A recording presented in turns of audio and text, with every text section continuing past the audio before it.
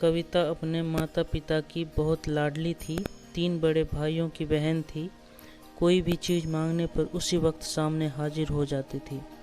पूरे घर में रौब था उसका। पूरे परिवार और नौकरों पर राजकुमारी की तरह हुक्म चलाती थी कविता।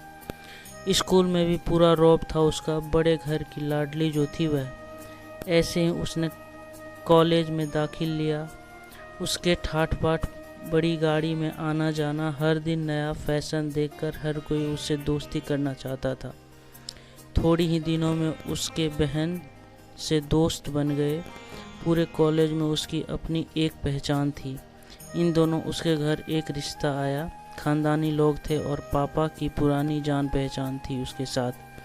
कविता के साथ कोई ज़बरदस्ती नहीं थी, पर कविता ने फिर भी हाँ कर दी, क्योंकि वह अपने परिवार से बहुत प्यार करती थी।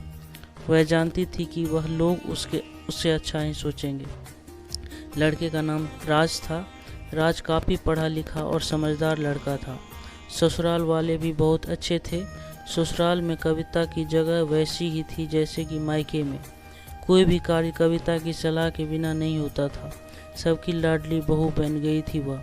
फिर उसके घर एक बेटे का जन्म हुआ। राहुल कविता को जान से प्यार करता था। पोता पाकर ससुराल वाले तो फूले नहीं समाते थे। कविता कभी कभी सोचती थी कि उसकी किस्मत कितनी अच्छी है।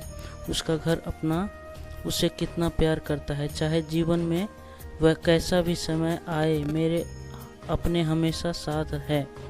मैं कभी अकेली नहीं हो सकती। कितनी खुशकिस्मत हूँ मैं। पर शायद कविता की खुशियों को उसकी अपनी नज़र लग गई थी। एक दिन वह मायके जाने की जिद कर बैठी। राज को बहुत काम था, लेकिन वह फिर भी उसे ले गया। रास्ते में उसकी गाड़ी अन्य गाड़ी से टकरा गई। कविता, राज और राहुल बहुत बुरी तरह से जख्मी हो गए। काफ़ी दिनों के इलाज के बाद राहुल तो ठीक हो गए, लेकिन कविता पूरी तरह ठीक न हो सकी। सर पर चोट लगने के कारण वह अपनी आंखों की रोशनी खो बैठी। अब कविता की किस्मत जैसे उल्टे पांव चलने लगी।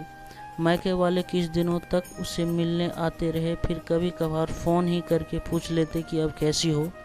धीरे धीरे ये सिलसिला भी कम हो गया। ससुराल वाले की सहानुभूति भी कम होने लगी। घर में किसी के पास बैठने के लिए कहते तो जवाब मिलता, बहुत काम है, अब तुम ही हाथ नहीं बटा सकती। राज भी चिड़चिड़ा हो गया था। बस राहुल ही था उसके साथ, जिसके साथ हंसते खेलते उसका वक्त गुजरता। एक दिन कविता के हाथ से कुछ सामान गिर गया, जिसकी वजह से राहुल को हल्की सी चोट लग गई।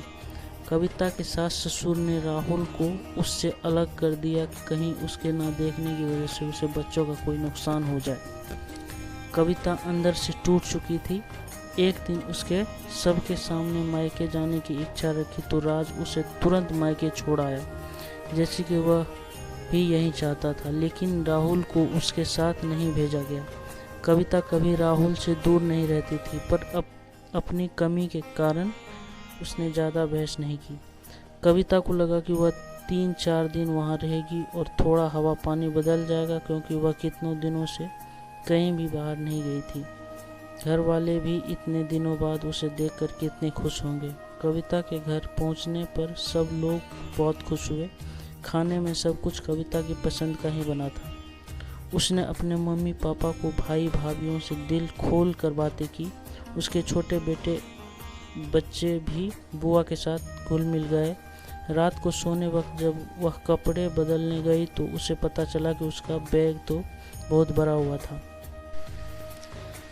वह अब सब समझ गई। वह बहुत उदास हो गई। कुछ दिनों तक तो सब ठीक रहा, फिर जैसे सब बदलने लगा। सबका व्यवहार बदल रहा था। वह लोग जैसे थक चुके थे उससे। सब लोग घुमा फिरा कर पूछने लगे कि राज कब आ रहा है, उसे ले जाने। वह बहाना बना देती, जबकि वह जानती थी कि उस घर में अब उसके लिए कोई जगह नहीं है। कविता से चलते वक्त कुछ न कुछ नुकसान हो जाता। थोड़ी बहुत टोका टाकी उसे सुनाई देती, वह टाल देती। एक दिन उसके हाथ से लगकर एक कीमती फूलदान टूट गया। छोटी सी भाभी बहुत हंगामा मचाया। कविता के माता पिता रोज के झमेले से तंग आ गए थे। उन्होंने राज को खुद से फ़ोन कर दिया। राज कविता को अपने घर ले गया। कविता को अपने परिवार वालों से ये उम्मीद ना थी। जिस कविता के कहे बिना घर में एक पत्ता नहीं हिलता था, उस घर के लिए वह अब बोझ बन चुकी थी। राज के साथ ससुराल आते वक्त वह बहुत खुश थी, क्योंकि वह अपने घर जा रही थी, अपने जिगर के टुकड़े राहुल के पास। परंतु यह खुशी कुछ पल की ही थी। सारा बंदोबस्त पहले ही किया हुआ था। कविता को सीधे ऊपर वाले कमरे में पहुंचा दिया गया। राहुल से दूर रहने की सख्त चेतावनी दी गई। एक कामवाली लता को उसकी जिम्मेवारी सौंपी गई, जो उसके खाने पहनने जैसी ज़रूरतों का ध्यान रखती। कविता ज़्यादातर चुप ही रहती। कभी कभी कामवाली लता से थोड़ा बतिया लेती। उसके जरिए राहुल का पता चल जाता।